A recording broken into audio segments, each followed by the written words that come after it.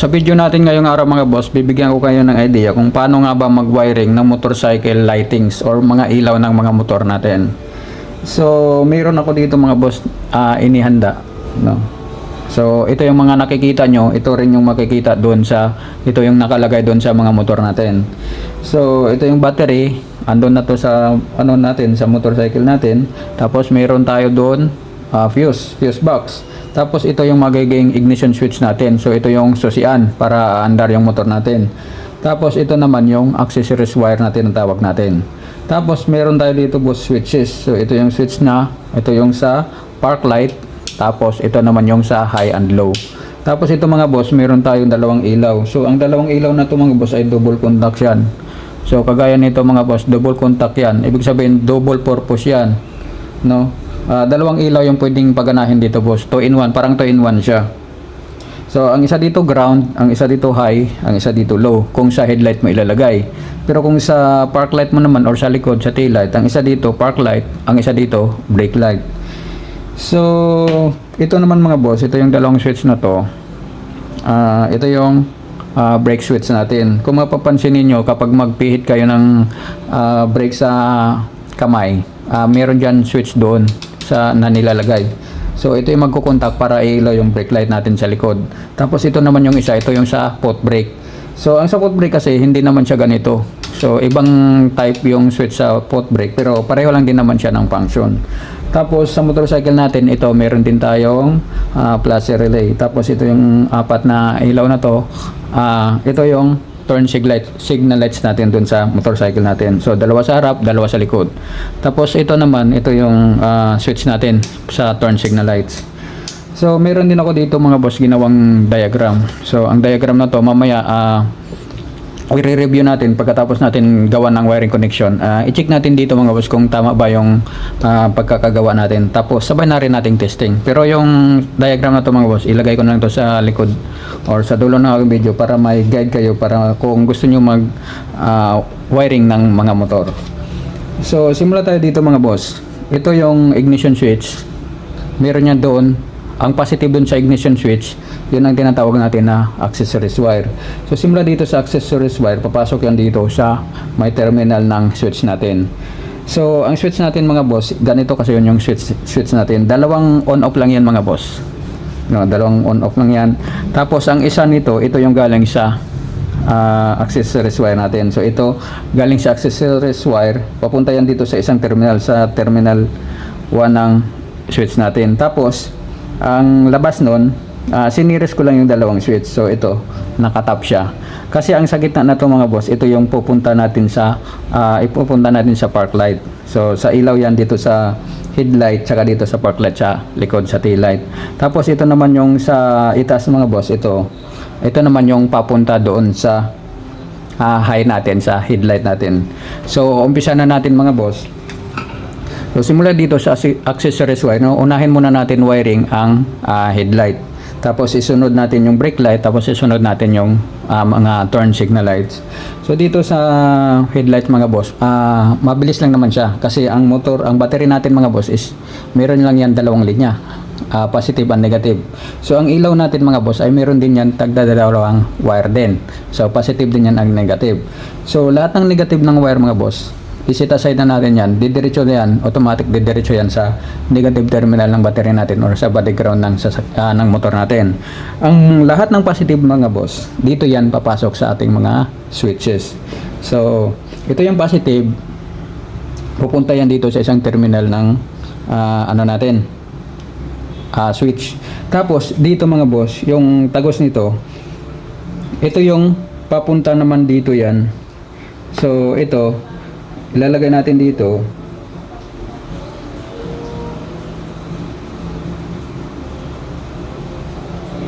So papunta yan dito sa park light. So ang park light natin mga boss or park light at headlight. So ilagay natin yan dito sa isang terminal.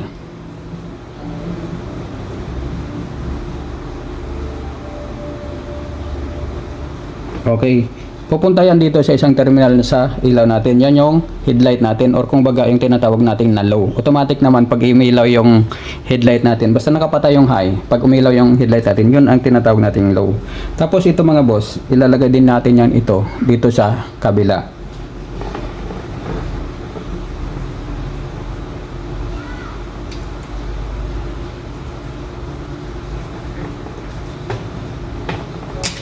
So ayan, nalagay na natin mga boss.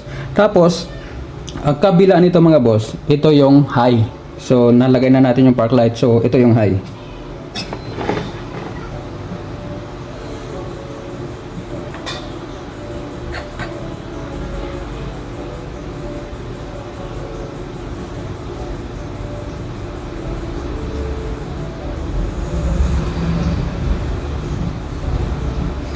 So ayan mga boss, nalagay na natin yung high.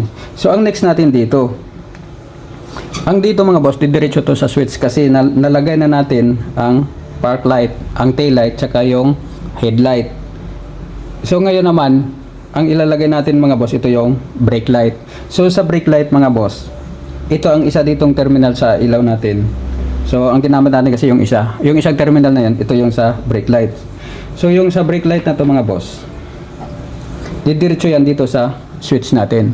So yung switch natin mga boss ay dalawa. So nakaparallel lang yan. So yung isa dito,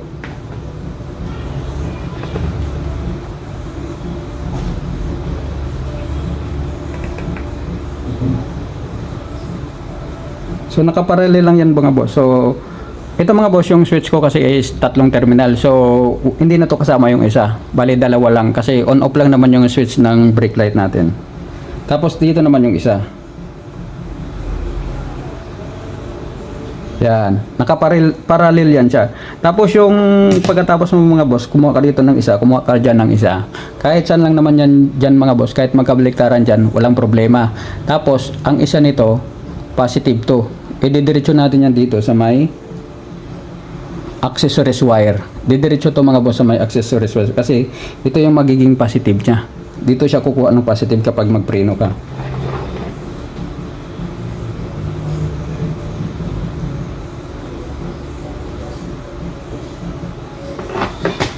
So ayan na mga boss. Tapos mga boss, ang next natin, na-jumperan na natin yung dalawa, tagi-isang linya sa dalawang terminal. So ngayon, meron na lang dyan tagi-isang terminal ang natira.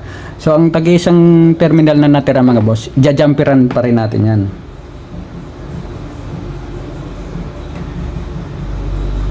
So, jumper natin dyan.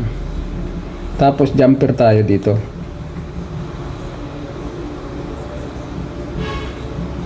Pagka jumper natin mga boss, ang ito, i-connect natin yan dito sa isang terminal ng park light natin, sa ilaw natin, sa bulb.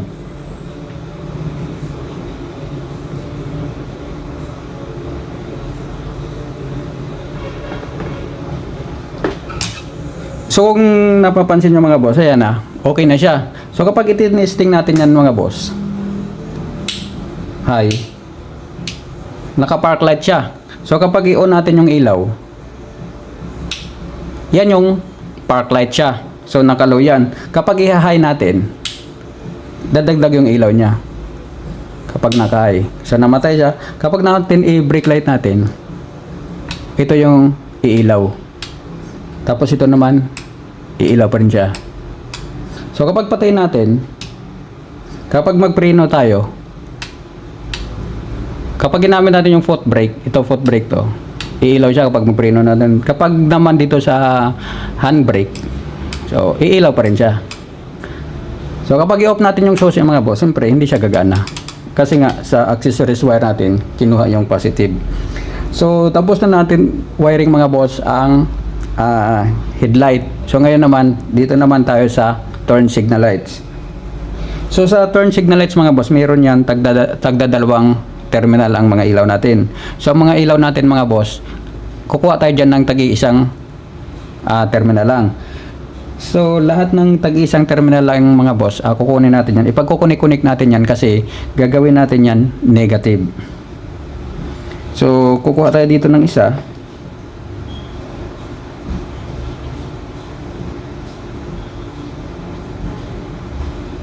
Dito isa rin.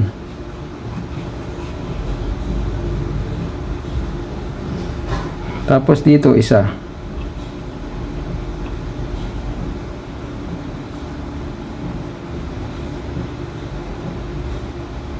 Ay.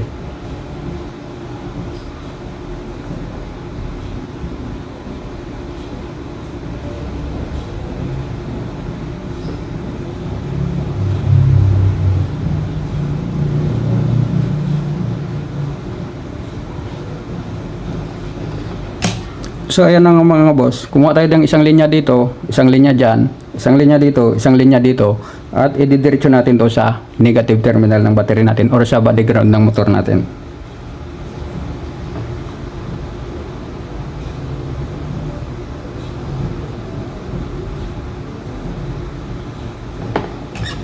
So nalagay na natin mga boss yung negative. Ngayon, ang positive naman yung pagwawiringan natin. So, ito yung plus relay natin mga boss. Mayroon dyan nakalagay na marking letter B at letter L. So, dalawang terminal lang naman yung plus relay natin. So, ang letter B, ibig sabihin, didiretso yan sa battery natin, sa positive. Yan yung papunta sa battery. Tapos yung L naman, ito yung papunta sa switch natin dito. So, wawiringan natin mga boss. So, dito, dahil ito ang sa harap, ito ang sa likod, ito yung pagkukonek natin mga boss. No, i-connect natin yan kasi ito yung magiging signalet sa harap at ito yung signalet sa likod.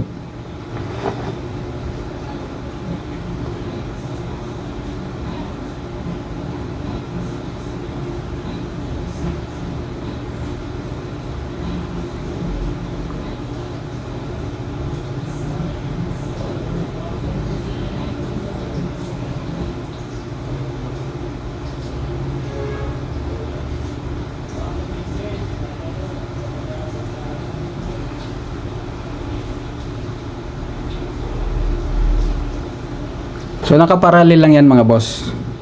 Tapos ito naman dito siya.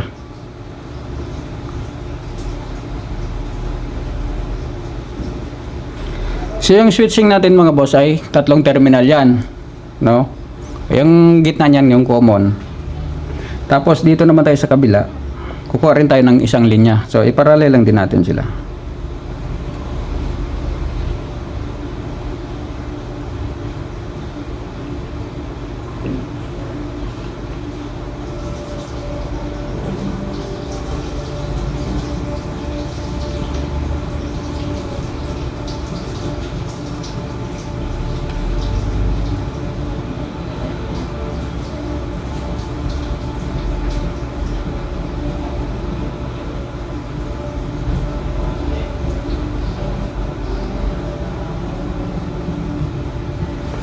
Tapos ito naman mga boss, didiretso yan dito sa kabilang side.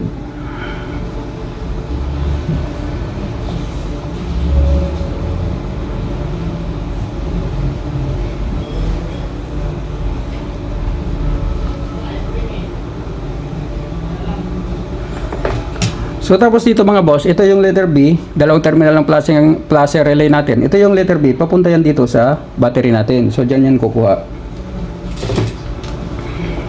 So, ito yung letter B natin.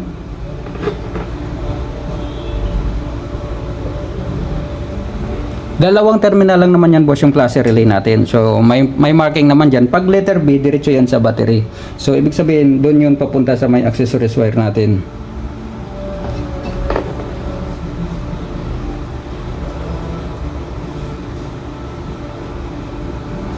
Yan. Tapos, ito naman yung letter L. So, may letter L lang yan dyan. Didiretso naman yan dito sa may common ng switch natin.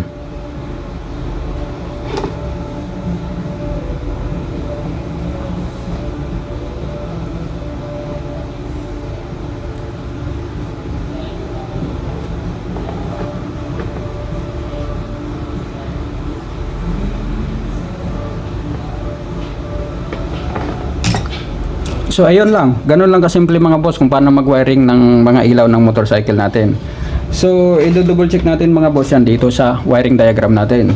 So dito, ito yung positive ng battery terminal natin, ito yung negative. So ito yung positive, pupunta yan dito sa fuse. So ito yung fuse natin. So ito yung fuse. Tapos ito yung ignition switch natin. Ignition switch. Tapos unahin natin mga boss, ito yung sa headlight natin. So ang headlight natin, ito yung accessories wire natin, papasok yan dito sa switch. So ito yung accessories wire, papasok to dito sa isang terminal ng switch natin. Tapos yung dito sa kabila mga boss, so ito naman yung sa kabila, papunta to dito sa low. Dito sa low sa kabila ng ilaw natin kasi double contact to. Tapos ang isa naman dito naman sa isang terminal ng ilaw natin. So tapos ang ilaw nito mga boss, ang negative nito, pinag-connect natin yan, didiretso yan dito sa negative terminal ng battery natin. So, or sa body ground ng mga motorcycle natin. So, tapos nito mga boss, ito yung sa taas naman, sa taas na switch nito, ito yung high. High ng ilaw natin dito. Tapos, yung isa naman nito mga boss, ito yung pupunta dito sa brake switch natin. No? Dito sa pumunta. Tapos, ito mga boss, ito yung plus relay natin. So, ang plus relay natin, simula dito, ito yung letter B, pupunta yan dito sa accessories wire natin mga boss. So, dito yan pupunta sa letter B, tapos yung letter L, pupunta yan dito sa switch natin, sa signal light switch. Pupunta yan dyan sa signal light switch. Yan, tapos yung isa dito, nakaparallel yan sila, ito nakaparallel din. So, ayan nga mga boss. Ngayon, iti-testing na natin kung tama ba yung pagkaka-connect natin ng wiring connection natin. So, kailangan isusi muna natin kasi hindi pwedeng didiretso tayo kukuha ng positive dito sa battery terminal kasi kahit hindi nakasusi, pwede nila yung pagganahin. So, kailangan, bago magkaroon ng supply, kailangan isusian mo siya. So, susian natin. So, i-park light natin. Yan, naka-park light siya. Headlight tsaka taillight, iilaw yan. So kapag mag-brake tayo sa likod, foot brake ang gamit, so ayan, iilaw siya. Tapos dito naman sa handbrake, iilaw pa rin siya. Yan. Dito naman sa high and low natin, high. Yun, dumagdag siya. High, low. So papatay natin. Oo. Kahit nakapatay siya, pwede iilaw pa rin yan kahit nakapatay yung ilaw. So basta nakasusi ito, iilaw pa rin yan siya kapag i-brake mo. Tapos dito naman tayo sa turn signal lights. So yan mga boss, pagkaliwa, kaliwa. Tapos dito naman tayo. So ganun lang kasimple mga boss kung paano mag-wiring ng motorcycle lightings natin or mga ilaw ng mga motorcycle natin. So ang diagram mga boss, ito pwede nyo itong screenshot para may guide kayo mga boss kapag mag-troubleshoot kayo ng mga motor ninyo. So parang ganito lang din naman lahat ng wiring connection, halos lahat ng mga motorcycle mga boss. So sana mga boss nakatulong at sana may natutunan kayo. So maraming salamat.